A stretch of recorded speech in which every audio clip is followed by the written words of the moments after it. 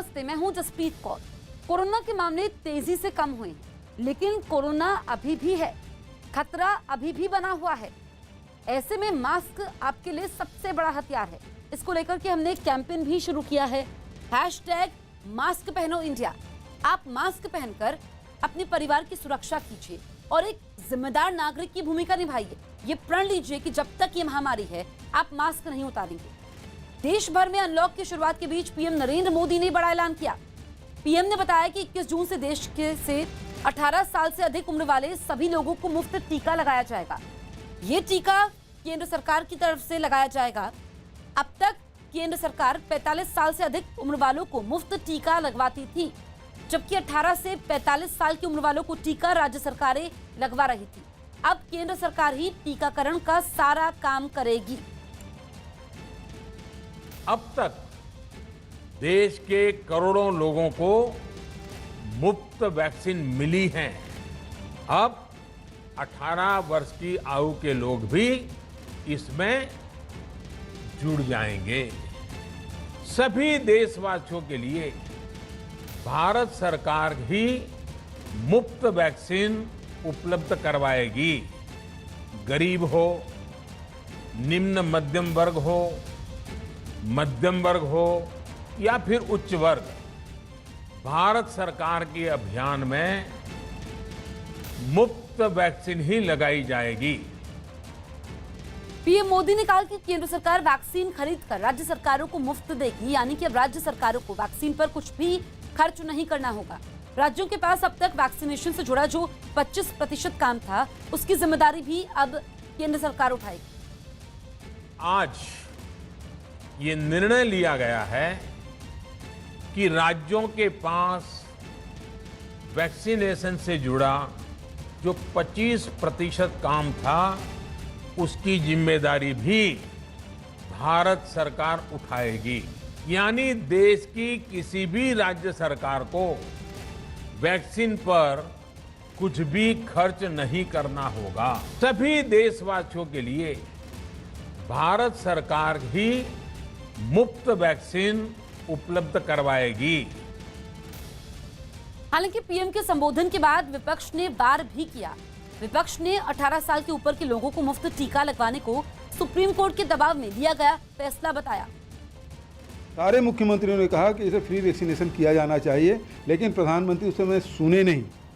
बाद में सभी राज्य अपने राज्य के खजाने से वैक्सीनेशन शुरू किए और राज्य पे जो ब्लेम लगाया जा रहा है वो बिल्कुल गलत है।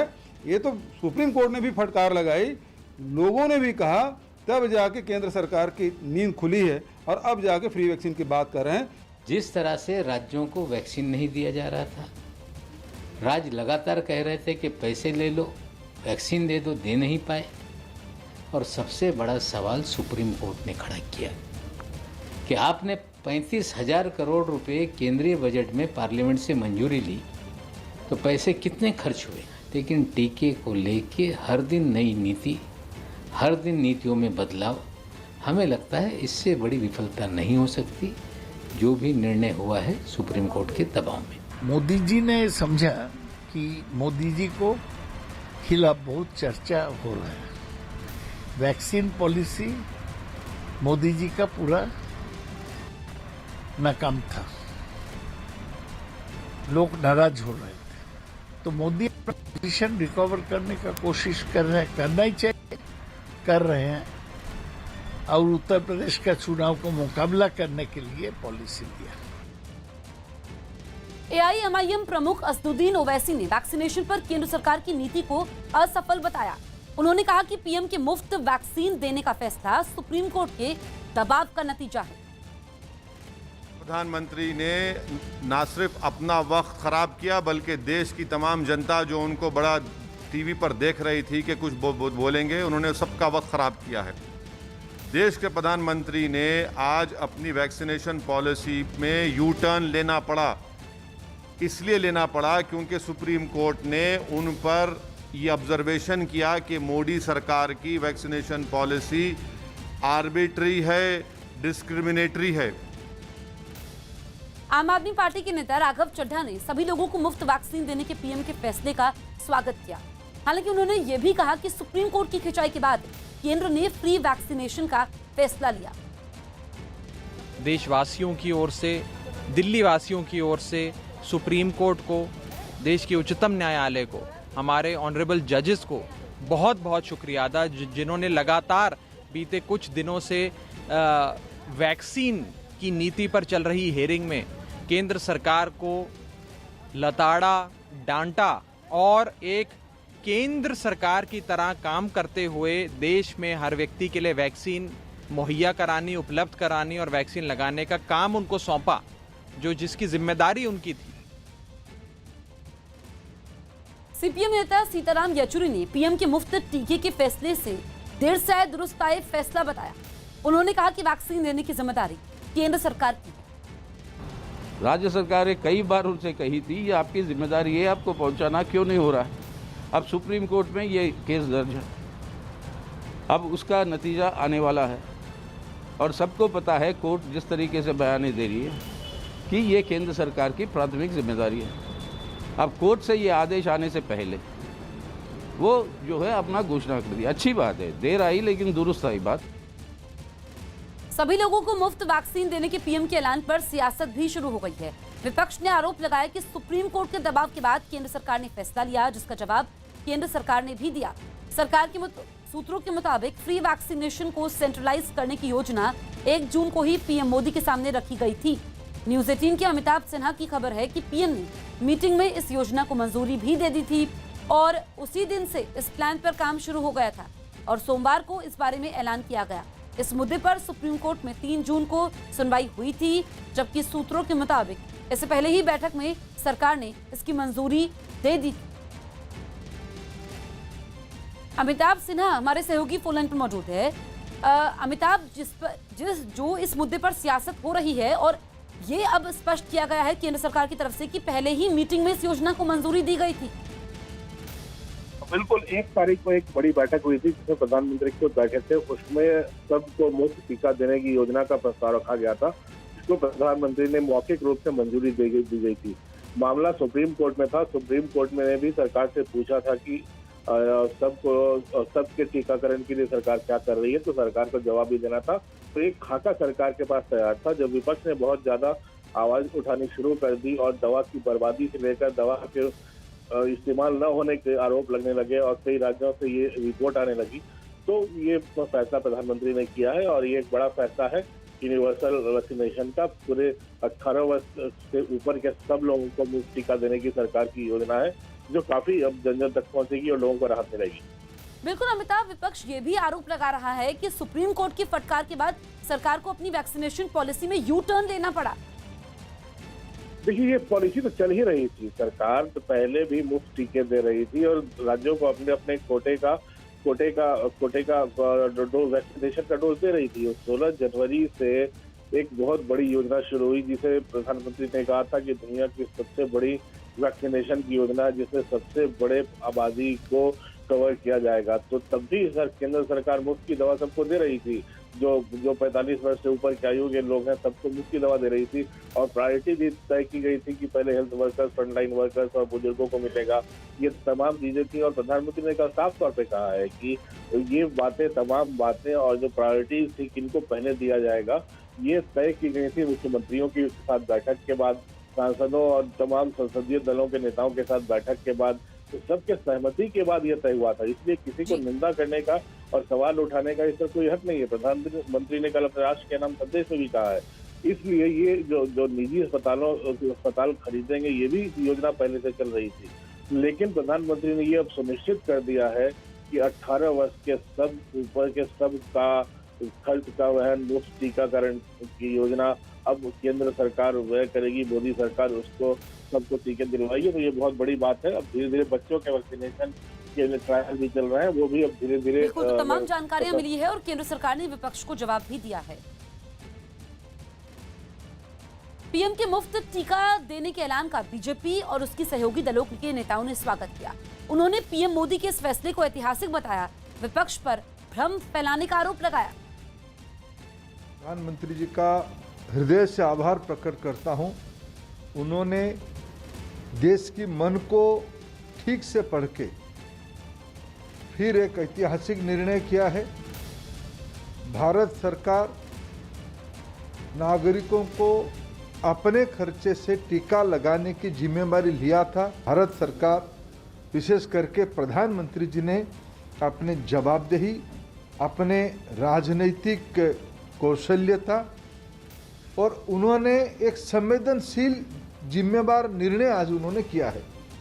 आज प्रधानमंत्री नरेंद्र मोदी जी ने जिस प्रकार का ऐतिहासिक निर्णय वैक्सीन पॉलिसी को लेके जिसका उन्होंने आज उद्घोष किया है, वो अपने आप में पूरे देश के लिए एक स्वागत योग्य कदम है। वैसे में कांग्रेस पार्टी जिस प्रकार की भ्रम फैला रही है, रणदीप सुरजेवाला निकलकर कह रहे हैं और बाइट दे रहे हैं कि पूरे हिंदुस्तान के लिए फ्री नहीं होगा, ये मुफ्त नहीं होगा, ये सरासर गलत है, ये भ्रम फैलाने वाली बात है। मोदी जी ने स्पष्ट रूप से कहा है हर किसी के लिए, चाहे वो गरीब हो, चाहे वो मध्यम वर्ग का हो, हर किसी के लिए ये जो वैक्सीन है ये मुफ्त होने वाला है। संकीर्ण राजनीति से प्रधानमंत्री हमेशा ऊंचा सोचते हैं, देश का सोचते हैं, और इसलिए पहले जब राज्यों ने कहा कि हमें विकेंद्रीकरण के आधार पर हम कुछ मात्रा में टीका खरीदी करेंगे और देंगे, तो उन्होंने हाँ कहा था। लेकिन जब 15 दिन के बाद सभी राज्यों को अनुभव आया और उन्होंने कहा नहीं आप ही करिए, तो वो निर्णय किया। ये संघ राज्य भावना को मजबूत करने वाला प्रधानमंत्री जी का दूरदर्शी कदम है। मध्य प्रदेश के सीएम शिवराज सिंह चौहान ने इस फैसले के लिए पीएम का आभार जताया। उन्होंने कहा कि पीएम की अगुवाई में वैक्सीनेशन का ये अभियान अब सफलतापूर्वक और सुचारू रूप से चल सकेगा। निःशुल्क वैक्सीन भारत सरकार लगाएगी।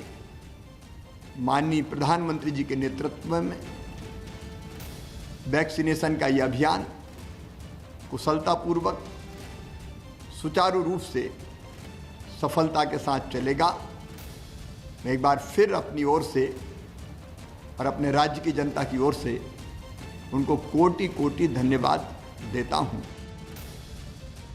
वहीं यूपी के सीएम योगी आदित्यनाथ ने पीएम के फैसले को जनहित में लिया गया फैसला बताया। उन्होंने कहा कि पीएम मोदी ने राज्यों की समस्याओं का समाधान कर दिया है। अब राज्य सरकारों को वैक्सीन के लिए कुछ भी खर्च नहीं करना पड़ेगा। हम सब आभारी हैं आदरणीय प्रधानमंत्री जी के कि उन्होंने आज राज्यों की इस समस्या का समाधान भी किया है और 18 से ऊपर के प्रत्येक नागरिक को मुफ्त में वैक्सीन की घोषणा करके 21 जून से इसे देश के अंदर लागू करने के लिए आज पूरे देश को प्रधानमंत्री जी ने आश्वस्त किया है। केंद्रीय मंत्री प्रहलाद पटेल ने वैक्सीनेशन पर पीएम के फैसले का स्वागत करते हुए विपक्ष पर जमकर हमला बोला। उन्होंने विपक्ष पर भ्रम फैलाने का भी आरोप लगाया। हमारे साथ एक केंद्रीय मंत्री प्रहलाद पटेल जी। प्रहलाद जी, विपक्ष आरोप लगा रहा था कि वैक्सीन को लेकर कि वैक्सीन फ्री देनी चाहिए, क्या ये उसका प्रेशर है कि प्रधानमंत्री मोदी ने अब सभी राज्यों के लिए पूरी तरह से फ्री कर दिया वैक्सीन, या उनका जवाब है? किस तरह से देखते हैं? मुझे लगता है कि पहले तो आज का दिन प्रधानमंत्री की स्पष्ट बाध्यता के लिए और देश में जो भ्रम फैला था उसको दूर करने के लिए मैं उनका अभिनंदन करता हूँ। मुझे अच्छी तरह से पता है कि पहले भी जो वैक्सीन जा रही थी राज्यों में उसका 50% भारत सरकार ही दे रही थी।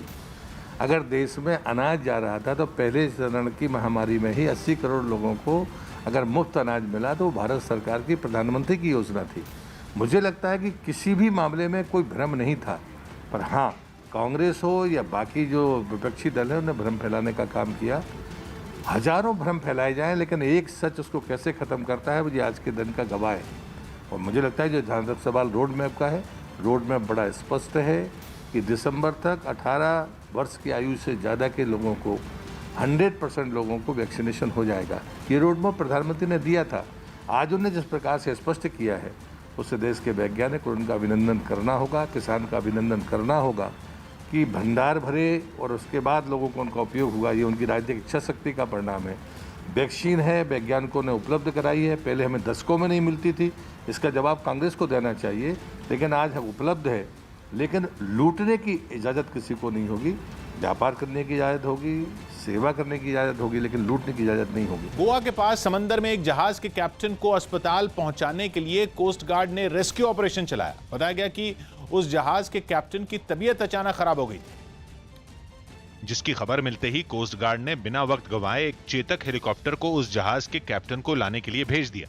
थोड़ी ही देर में हेलीकॉप्टर समंदर में जहाज के पास मंडराता दिखा। वहीं बीमार कैप्टन की हालत लगातार खराब हो रही थी। इसके बाद उन्हें वहां मौजूद दूसरे कर्मचारियों ने सहारा देकर एयरलिफ्ट करवाया। हालांकि तेज हवाओं की वजह से इस ऑपरेशन में काफी परेशानी भी हुई, लेकिन किसी तरह जहाज के कैप्टन को हेलीकॉप्टर में बैठाकर किनारे तक लाया गया। इसके बाद उन्हें एम्बुलेंस से अस्पताल भिजवा दिया गया। पश्चिम बंगाल में राज्यपाल जगदीप धनखड़ और टीएमसी के बीच विवाद बढ़ता ही जा रहा है।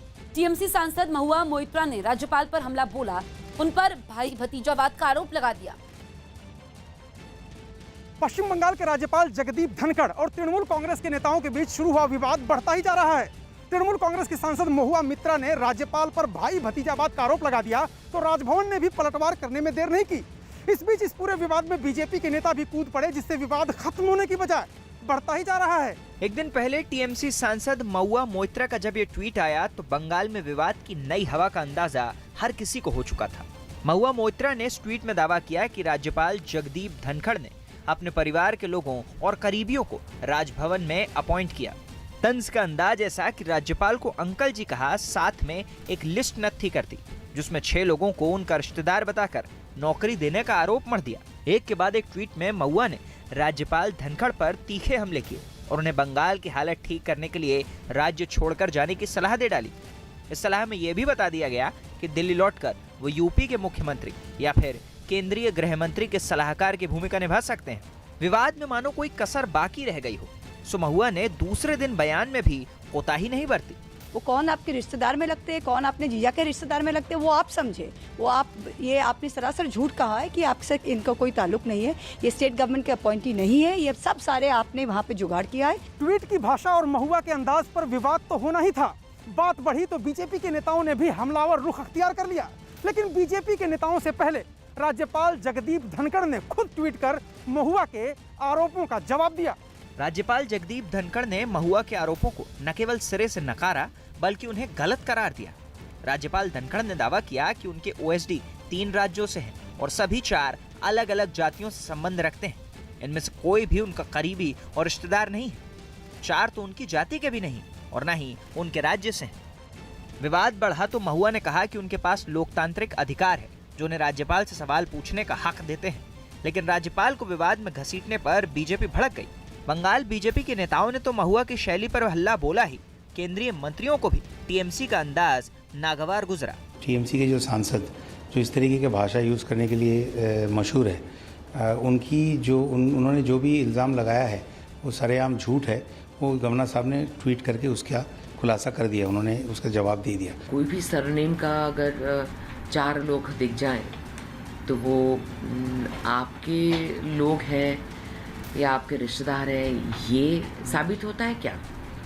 इतनी अराजकता, इतनी एनार्की, इतना अहंकार तो हमने कभी आज तक इस देश के लोकतांत्रिक व्यवस्था में तो नहीं देखा। आप न संविधान को मानेंगे, न आप संवैधानिक संस्थाओं का सम्मान करेंगे। बंगाल में चुनाव तो खत्म हो गए, लेकिन उस वक्त से चली आ रही तल्खी खत्म नहीं हुई। राज्यपाल जगदीप धनखड़ लगातार बंगाल की कानून व्यवस्था का मुद्दा उठाते रहे हैं, लेकिन टीएमसी राज्यपाल पर मामले को बढ़ा चढ़ाकर बताने का आरोप लगाती रही है। इस खींचतान की वजह को एक बार फिर राज्यपाल ने राज्य की कानून व्यवस्था से हटाने की कवायद करार दिया।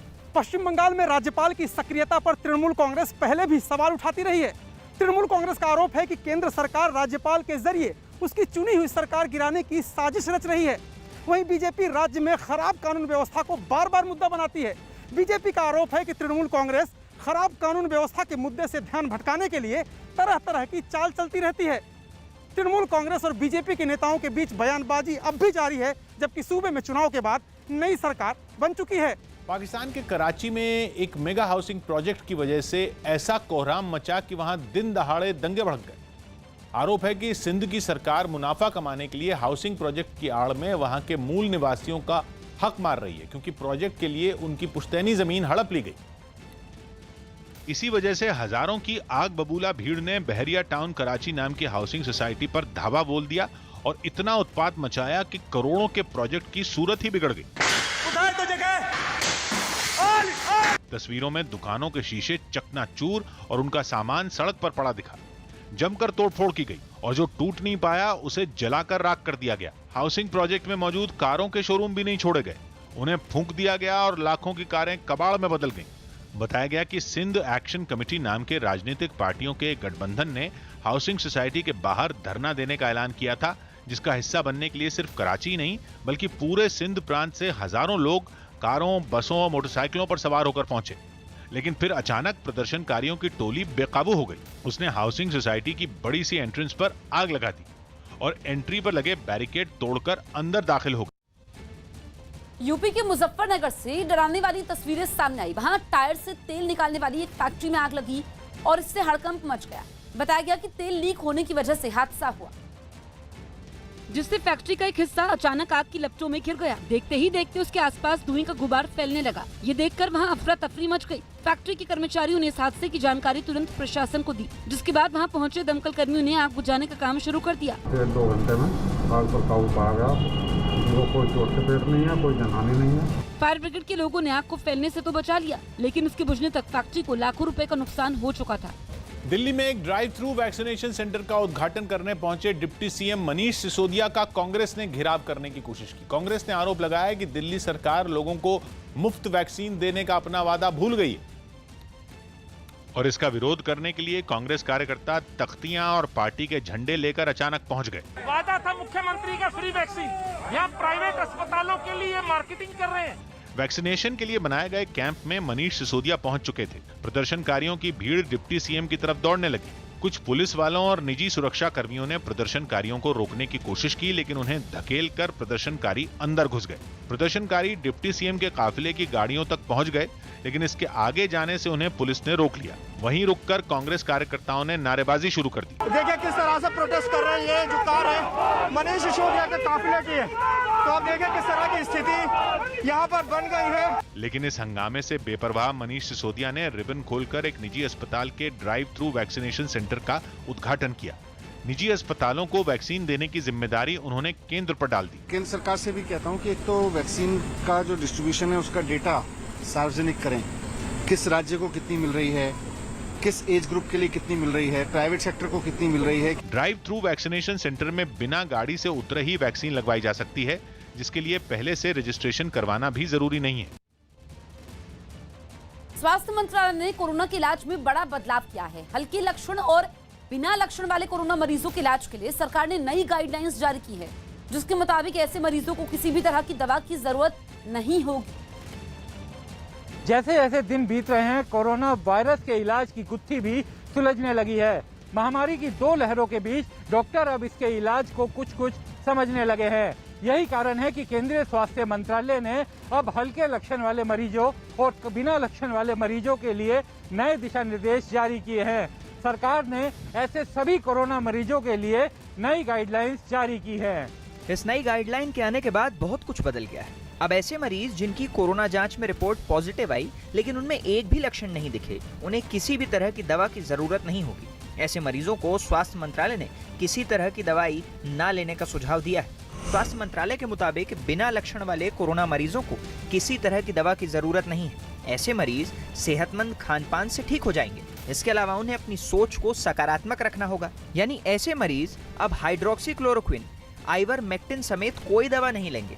ऐसे मरीजों को भाप और विटामिन की गोलियां लेने से भी मना कर दिया गया है। जैसे ही किसी की कोरोना पॉजिटिव रिपोर्ट आती है वो घबरा जाता है, लेकिन केंद्र सरकार की गाइडलाइन उनके लिए काफी राहत भरी है। केंद्र की गाइडलाइन साफ कहती है कि बिना लक्षण वाले कोरोना मरीजों को कोई गंभीर खतरा नहीं है। यही नहीं, हल्के लक्षण वाले मरीजों के लिए भी नई गाइडलाइन नए दिशा निर्देशों के साथ सामने आई है। कोरोना की 2 लहरों में बिना लक्षण वाले और हल्के लक्षण वाले मरीज भी अस्पतालों में बिस्तर के लिए भागदौड़ करते और उनके परिजन परेशान होते दिखे। लेकिन अब सरकार कोरोना पॉजिटिव आने पर ही परेशान होने वालों को इससे बचने की सलाह तो दे ही रही है, साथ ही उन्हें इससे उबारने के लिए क्या करना है ये भी बता रही है। सरकार की नई गाइडलाइन में हल्के लक्षण वाले मरीजों के लिए कुछ महत्वपूर्ण सुझाव हैं। इसके मुताबिक ऐसे मरीजों को बुखार और ऑक्सीजन के स्तर पर नजर रखनी होगी। बुखार होने पर सिर्फ पैरासीटामोल का ही इस्तेमाल करें। दूसरी बीमारियों की जो दवाएं चल रही हों उसे जारी रखें और जरूरत पड़ने पर टेली कंसल्टेशन यानी कि वीडियो कॉन्फ्रेंसिंग के जरिए डॉक्टर की सलाह लें। बताया गया है कि जिन दवाओं को लिस्ट से हटाया गया है, दरअसल उनको कम लक्षण वाले मरीजों को अभी तक एहतियात के तौर पर दिया जा रहा था। लेकिन अब स्वास्थ्य मंत्रालय का कहना है कि अच्छे खान पान, कोविड प्रोटोकॉल और पॉजिटिव सोच के जरिए कम लक्षण वाले कोरोना मरीज आसानी से कोरोना को मात दे सकते हैं। यही नहीं, अगर आप में लक्षण नहीं है और अगर कोरोना के हल्के लक्षण आते हैं तो ज्यादा टेस्ट कराने से भी बचने की सलाह दी गई है। साथ ही ऑक्सीजन और स्टेरॉइड किन मामलों में दिया जाएगा, इसको लेकर भी स्वास्थ्य मंत्रालय ने दिशा निर्देश जारी किए हैं। लॉकडाउन में थोड़ी सी छूट मिलते ही दिल्ली और मुंबई की सड़कों पर ट्रैफिक रेंगता हुआ दिखने लगा। दोनों ही शहरों को धीरे धीरे अनलॉक करने की योजना बनाई गई। लेकिन अनलॉक के दूसरे चरण के पहले ही दिन दिल्ली के आईटीओ पर ट्रैफिक जैम हो गया। अनलॉक शुरू हुआ तो सड़कों पर ट्रैफिक जैम की समस्या भी नजर आने लग गई है। इस वक्त आईटीओ पर हम लोग मौजूद हैं, जहां पर आपको गाड़ियों की भीड़ नजर आएगी। सड़कों पर ट्रैफिक जैम का अंदेशा सरकार को पहले से था, इसीलिए इस चरण में आधी क्षमता के साथ मेट्रो को चलाने का फैसला भी लिया गया है। दिल्ली में भीड़ केवल सड़कों पर नहीं, मंडियों में भी दिखने लगी। सोशल डिस्टेंसिंग तो छोड़िए, लोग मास्क लगाना भी जरूरी नहीं समझ रहे। मास्क अभी भी मास्क लगाया ठीक से, नहीं लगता फायदा लूज हो जाता है, उतर जाता है नीचे। हालात मुंबई के भी कुछ अलग नहीं रहे। छूट मिलने की शुरुआत के साथ ही सड़कों पर भी ट्रैफिक की रफ्तार सुस्त पड़ने लगी। लोग लापरवाही न बरतें, इसके लिए पुलिस ने चेकिंग अभियान भी सख्ती से चलाया। कोई बिना वजह बाहर निकलकर घूमे ना, इसके लिए मुंबई पुलिस की तरफ से चेकिंग अभियान चलाया गया है। मुंबई में बड़ी संख्या में ऐसे लोगों पर कानूनी कार्रवाई की गई जो घरों से निकलने की ठोस वजह नहीं बता पाए। महाराष्ट्र के मुख्यमंत्री उद्धव ठाकरे दिल्ली में आज पीएम मोदी से मुलाकात करेंगे। मुलाकात में उद्धव ठाकरे आधिकारिक रूप से मराठा आरक्षण, ओबीसी आरक्षण और टाउटे तूफान से हुए नुकसान का मुद्दा उठा सकते हैं। सुबह 11 बजे पीएम मोदी और महाराष्ट्र के मुख्यमंत्री उद्धव ठाकरे की मुलाकात होनी है। मुलाकात के समय महाराष्ट्र के उप मुख्यमंत्री अजीत पवार, सरकार में पीडब्ल्यूडी मंत्री अशोक चौहान और मुख्य सचिव भी मौजूद रहेंगे। जानकारी के मुताबिक सीएम उद्धव ठाकरे सुबह 7 बजे मुंबई से दिल्ली के लिए रवाना होंगे।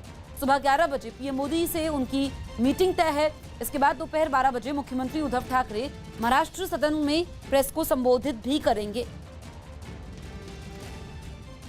शरद पवार साहब हमारे महाविकास आघाड़ी के मार्गदर्शक है और मराठा आरक्षण हो, ओबीसी का आरक्षण हो, कल माननीय पंतप्रधान महोदय जी के साथ जो मुख्यमंत्री जी की मुलाकात है, इसके बारे में जो भी चर्चा हो, इसलिए आज आदरणीय पवार साहब मुख्यमंत्री जी से मिले हैं। इजरायल और फिलिस्तीन के बीच दशकों से विवाद की जड़ बने यरूशलेम में 23 साल की एक लड़की की गिरफ्तारी पर पुलिस स्टेशन ही जंग का मैदान बन गया। असल में पूर्वी यरूशलेम के एक छोटे से इलाके शेख जर्राह में सालों से बसे फिलिस्तीनियों को खदेड़कर वहां इजरायल के लोगों को बसाने की कोशिश की जा रही है। इसी के विरोध में गिरफ्तार की गई लड़की वहां महीनों से हो रहे प्रदर्शनों की अगुवाई कर रही है। ऐसे में जब प्रदर्शन का नेतृत्व कर रही लड़की को पुलिस पकड़कर ले गई तो प्रदर्शनकारियों ने पुलिस स्टेशन पर ही धावा बोल दिया। सामने आई एक तस्वीर में एक प्रदर्शनकारी तो एक पुलिस वाले से हाथापाई करने के मूड में दिखा। बवाल बढ़ा तो इजरायल की पुलिस ने भी प्रदर्शनकारियों को पस्त करने के लिए बाजुएं चढ़ा ली।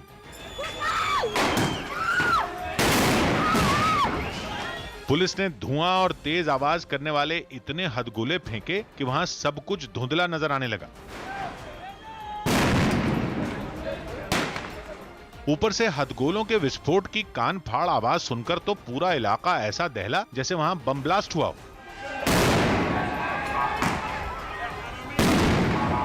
जिस लड़की की गिरफ्तारी पर यरूशलेम में दिन दहाड़े बीच सड़क पर इतना उत्पात मचा, उसे तो छोड़ दिया गया, लेकिन इस घटना को कवर करने पहुंचे कुछ पत्रकार ही जख्मी हो गए।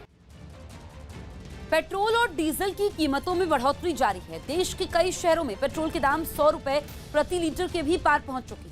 इन सबके बीच देश के पेट्रोलियम मंत्री ने संकेत दे दिए हैं कि डीजल पेट्रोल की बढ़ती कीमतों से अभी निजात नहीं मिलने वाली। केंद्रीय पेट्रोलियम मंत्री धर्मेंद्र प्रधान के मुताबिक देश में पेट्रोल डीजल के दाम में हो रही बढ़ोतरी के लिए मुख्य रूप से अंतर्राष्ट्रीय बाजार में कच्चे तेल के दाम में आई तेजी जिम्मेदार है। उन्होंने कहा कि अंतर्राष्ट्रीय बाजार में कच्चे तेल का भाव $70 प्रति बैरल के करीब पहुंच गया है। धर्मेंद्र प्रधान के मुताबिक भारत 80% तेल आयात करता है, इसलिए इसका असर उपभोक्ताओं पर भी पड़ता है। 45 साल से ज्यादा उम्र के सभी लोगों को वैक्सीन लगाने के लिए दिल्ली सरकार ने जहां वोट वहां वैक्सीन नाम से अभियान शुरू किया। न्यूज़ 18 के दीपक रावत की रिपोर्ट है कि दिल्ली सरकार 45 साल से ज्यादा उम्र के सभी लोगों को टीका लगाने के लिए उनके इलाके के पोलिंग बूथ में ही वैक्सीनेशन सेंटर बनाएगी। इस दौरान अब तक जिन लोगों ने टीका नहीं लगवाया है उन्हें उनके घर जाकर स्लॉट और वैक्सीन की जानकारी दी जाएगी। लोगों को वैक्सीनेशन सेंटर तक लाने और ले जाने के लिए सरकार की तरफ से ई रिक्शा का इंतजाम भी किया जाएगा। दिल्ली में कुल 280 वार्ड है। ऐसे में हर हफ्ते 70-70 वार्ड में यह अभियान चलाया जाएगा। यानी अगले 4 हफ्तों में दिल्ली में 45 साल से ज्यादा उम्र के सभी लोगों को टीके की पहली खुराक देने का टारगेट रखा गया और बताया गया कि जब दूसरी डोज लगाने का वक्त आएगा तब फिर ऐसा ही अभियान लगाया जाएगा। भगोड़े हीरा कारोबारी मेहुल चोकसी की कहानी में नया मोड़ आ गया है। जानकारी के मुताबिक मेहुल चोकसी ने कथित अपहरणकर्ताओं के नाम पुलिस को बताए, जिसके बाद एंटीगा सरकार ने भी मामले की जांच शुरू कर दी है। भगोड़े हीरा कारोबारी मेहुल चोकसी की कहानी में दिन ब दिन नया मोड़ आता जा रहा है। मेहुल चोकसी ने एंटीगा पुलिस के सामने एक बड़ा बयान दिया है। मेहुल के वकील के मुताबिक उसने कथित अपहरणकर्ताओं के नाम पुलिस को बताए हैं, जिसके बाद पुलिस ने मामले की जांच शुरू कर दी है। मेहुल ने अपने किडनैप प्लान के जो राज पुलिस को बताए हैं वो काफी हैरान करने वाले हैं। करोड़ों के वारे न्यारे करने वाले भगोड़े हीरा कारोबारी मेहुल चोकसी ने एंटीगा पुलिस के सामने अपने कथित अपहरण की पूरी कहानी को बयां किया है। एंटीगा पुलिस के सामने दावा करते हुए मेहुल चोकसी ने कहा, 8 से 10 ऐसे लोग जिन्होंने खुद को एंटीगा पुलिस का बताया, मुझे बेरहमी से पीटा, मुझे जरा सा ही होश था। उन्होंने मेरा फोन, घड़ी और पर्स ले लिया। उन्होंने मुझसे कहा कि वे मुझे लूटना नहीं चाहते हैं और उन्होंने मेरा पैसा लौटा दिया। पंजाब नेशनल बैंक में घोटाले के आरोपी और डोमिनिका में प्रत्यर्पण केस का सामना कर रहे मेहुल चोकसी ने कहा है कि वो भारतीय एजेंसियों से भाग नहीं रहे, बल्कि उन्होंने इलाज कराने के लिए देश छोड़ा था। इतना ही नहीं, उन्होंने खुद को कानून का सम्मान करने वाला नागरिक भी बताया। मेहुल चोकसी ने भारतीय एजेंसियों को अपना इंटरव्यू लेने का न्योता देते हुए ये भी कहा कि वो उनके हर सवालों का जवाब देने को तैयार हैं।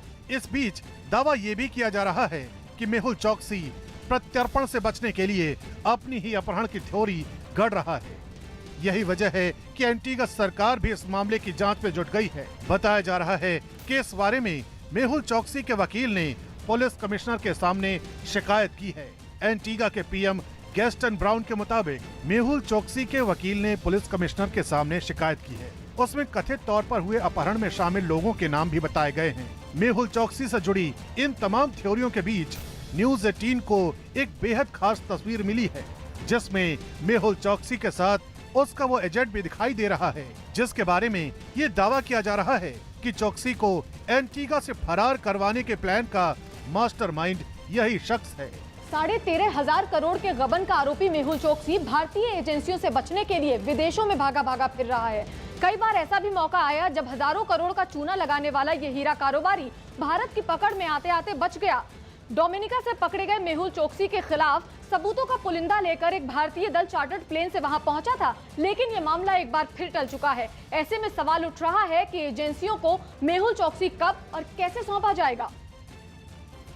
जम्मू कश्मीर में कोरोना से जुड़ी पाबंदियों के बावजूद एक क्रिकेट मैच कराया गया, जिसे देखने के लिए सैकड़ों लोगों की भीड़ जमा हो गई और खिलाड़ी भी कोरोना के खतरे से बेपरवाह क्रिकेट खेलते रहे। मैच की आखिरी गेंद का वीडियो इंटरनेट पर वायरल हो गया, जिसमें मैच खत्म होते ही भीड़ मैदान में दौड़ती हुई दिखी। ये वीडियो बिल्कुल वैसा ही है जैसे लगान फिल्म में आखिरी गेंद पर छक्का पड़ते ही पूरा गांव मैदान में आ गया था। लेकिन हैरानी की बात यह कि पुलवामा में क्रिकेट के मैदान में झूमते हुए दौड़ने वाली भीड़ कोरोना संकट के दौरान की है। न किसी के चेहरे पर मास्क दिखा, न ही दूरी का कोई लिहाज दिखा। वीडियो वायरल होते ही मैच कराने वाले 5 लोगों पर पुलिस ने केस दर्ज कर लिया। भारत में तैयार कोवैक्सीन का बच्चों पर ट्रायल शुरू हो गया है। एम्स दिल्ली में इसके लिए स्क्रीनिंग शुरू हो गई। इस ट्रायल में 2 साल से 18 साल तक के वॉलंटियर्स भी शामिल किए जाएंगे। एम्स दिल्ली में इसकी स्क्रीनिंग शुरू हो चुकी है। 2 साल से लेकर 18 साल तक के वॉलंटियर्स को इसमें शामिल किया गया है। एम्स पटना में पहले ही इसके ट्रायल शुरू हो चुके हैं। Drug controller general of India ने 11 मई को ही इस वैक्सीन के बच्चों पर ट्रायल की अनुमति दी थी। लेकिन इस वक्त दिल्ली एम्स में 12 साल से ज्यादा और 18 साल से कम उम्र वालों को ही इस ट्रायल में शामिल किया गया है। इसके लिए अभिभावक तय समय पर वॉलंटियर्स को लेकर अस्पताल पहुंच गए। कागजी औपचारिकता पूरी करने के बाद इन बच्चों को ट्रायल में शामिल कर लिया गया और इसके लिए अभिभावकों की सहमति तो ली ही गई, साथ ही साथ बच्चों को भी इसके बारे में पूरी जानकारी दी गई। प्रक्रिया तो सेम ही है जो क्लिनिकल ट्रायल्स की होती है। जो एडल्ट में प्रक्रिया अपनाई गई थी वही प्रक्रिया यहाँ भी अपनाई जाएगी। जो मेन देखना होता है कि साइंस से कहीं कंप्रोमाइज़ ना हो और हमारे पास ऑलरेडी वैक्सीन है, इफेक्टिव वैक्सीन है, सेफ वैक्सीन है एडल्ट के लिए। बच्चों के लिए नहीं था कोई भी कि सेफ वैक्सीन हो, इफेक्टिव वैक्सीन हो कि कल अगर बच्चों को देने की ज़रूरत पड़े तो हमारे पास उसका जो है डेटा होना चाहिए कि बच्चों के लिए कोई सेफ वैक्सीन एक ऑप्शन अवेलेबल है। उसके लिए जो है क्लिनिकल ट्रायल्स किए जाते हैं और उसे वही पर्पज़ है इस क्लिनिकल ट्रायल का भी। इस पूरी कोशिश का मकसद बच्चों के लिए सुरक्षित और प्रभावी वैक्सीन की तलाश है। माना जा रहा है कि क्लिनिकल ट्रायल के बाद डॉक्टरों की तलाश पूरी हो जाएगी। चूंकि बच्चों के लिए अभी तक कोई वैक्सीन नहीं है, इसलिए ऐसे ट्रायल की जरूरत महसूस की गई। जानकारी के मुताबिक ये ट्रायल देश के अलग अलग हिस्सों के 525 स्वस्थ वॉलंटियर्स पर किया जाएगा। स्क्रीनिंग रिपोर्ट आने के बाद वैक्सीन की पहली डोज दी जाएगी, दूसरी डोज 28 दिन बाद दी जाएगी। जानकार इन कयासों को गलत बताते हैं कि तीसरी लहर में बच्चों पर कोरोना का सबसे ज्यादा खतरा होगा। हालांकि एम्स में क्लिनिकल ट्रायल में शामिल होने के लिए जितनी बड़ी संख्या में अर्जी आई, उससे विशेषज्ञ खुश हैं। एम्स में इस ट्रायल से जुड़े डॉक्टर और principal investigating officer doctor Sanjay K Rai बताते हैं कि बच्चों में ट्रायल की वही प्रक्रिया है जो बड़ों के लिए थी। अगर बालिग कोई नहीं है तो 18 साल से कम के बालिग नहीं होते तो अपना कंसेंट नहीं दे सकते, तो उसमें अभिभावक उसका कंसेंट देते हैं। जो पेरेंट्स होते हैं या उनका जो केयर गिवर होता है वह उसका जो है कंसेंट देता है और कंसेंट देने के बाद बच्चों को भी हम इन्फॉर्म करते हैं और इसकी पूरी प्रक्रिया की वीडियो रिकॉर्डिंग की जाती है। अगर इस ट्रायल के नतीजे अच्छे आए तो न केवल ये बच्चों के लिए राहत भरी खबर होगी बल्कि पूरे देश भर के माँ बाप के लिए भी सुकून भरा पल होगा, क्योंकि बच्चों को लेकर हर कोई अंदेशों से घिरा हुआ है। हालांकि इस पूरी प्रक्रिया में अभी 6 से 9 महीने लगेंगे। बीते हफ्ते एम्स पटना में बच्चों पर कोवैक्सीन का ट्रायल शुरू किया गया। पटना एम्स और दिल्ली एम्स के अलावा नागपुर के Meditrina institute of medical science में भी ट्रायल होंगे। सबसे पहले 12 से 18 साल के बच्चों पर ट्रायल किया जाएगा, इसके बाद 6 से 12 साल के बच्चों को और आखिर में 2 से 6 साल तक के बच्चों को इसमें शामिल किया जाएगा। ट्रायल के नतीजों के हर पहलू का विश्लेषण विशेषज्ञ करेंगे। इसमें यह देखा जाएगा कि कोरोना वैक्सीन बच्चों के लिए कितनी सुरक्षित है और इसके क्या क्या साइड इफेक्ट्स होंगे। अगर सब कुछ संतोषजनक रहा तो भारत के पास बच्चों के लिए बनी वैक्सीन खुद की अपनी होगी। इसमें यह भी ध्यान रखिए कि बार बार जानकारों के द्वारा कहा जा रहा है कि कोरोना का असर बच्चों पर होगा और तीसरी लहर बच्चों पर आफत साबित होगी, लेकिन इसका अभी तक कोई भी वैज्ञानिक प्रमाण नहीं आया है, इसलिए बेवजह तनाव ना पालें। करीब 1 महीने बाद देश की राजधानी दिल्ली में 50% यात्रियों के साथ मेट्रो ट्रेन सेवा भी एक बार फिर शुरू कर दी गई। हालांकि भीड़ बढ़ जाने की वजह से कुछ मेट्रो स्टेशनों को बंद भी करना पड़ा, लेकिन ज्यादातर मेट्रो स्टेशनों पर ऐसी नौबत नहीं आई। कोरोना नियमों का पालन करते हुए लोगों ने मेट्रो ट्रेनों में सफर किया। स्टेशनों पर कोरोना से बचाव के जरूरी और कड़े इंतजाम भी दिखाई दिए। आरके आश्रम मेट्रो स्टेशन पर मौजूद कर्मचारी यात्रियों के तापमान की जांच करते दिखे। यही नहीं, उनके हाथों और सामान को भी सैनिटाइज किया गया। कुछ यही हाल दिल्ली के बाकी मेट्रो स्टेशनों पर भी नजर आया। दिल्ली मेट्रो की सेवाएं एक बार फिर से शुरू कर दी गई हैं। दिल्ली सरकार ने कुछ शर्तों के साथ मेट्रो को ट्रेनें चलाने के लिए मंजूरी दी है। पहले दिन मेट्रो ट्रेनों में ज्यादा लोग तो दिखाई नहीं दिए, लेकिन जिन लोगों ने भी सफर किया वो इन तैयारियों से काफी खुश नजर आए। आज से मेट्रो की सेवा ओपन हुई है तो उसके लिए जा रहा हूँ, अदरवाइज मैं 1 महीने से घर ही पे था। अनलॉक के दूसरे चरण में कोरोना के खतरे को देखते हुए यात्रा के लिए कई पुराने नियम बदल दिए गए और उनकी जगह नए नियम बनाए गए हैं।